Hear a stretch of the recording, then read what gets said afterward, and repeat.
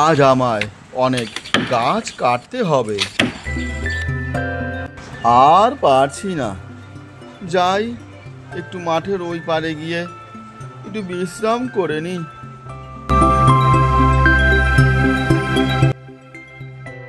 হাঁপিয়ে উঠলাম। এইখানে বসে সত্যিই কি শান্তি।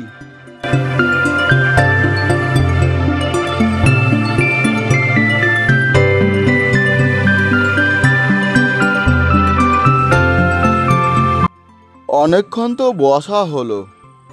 যাই, এবার কিছু কাটতে হবে, বাজারে বিক্রি করতে হবে। অনেকটা সময় হয়ে গেল যে।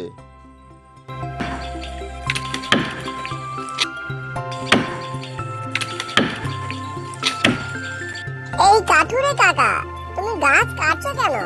আমরা কোথায় থাকবো বলো? ওরে পাখি, আমি তো গরিব মানুষ, এই কাঠ কেটেই আমার সংসার চলে।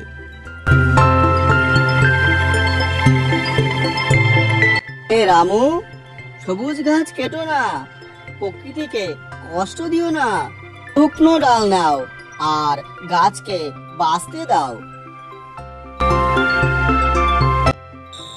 ঠিক বলেছে সাধুজি, আমি আর সবুজ গাছ কাটবো না।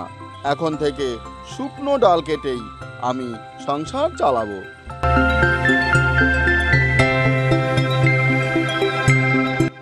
আহা, কি আনন্দ! আমরা এখন শান্তিতে গাছে বসবাস করতে পারবো।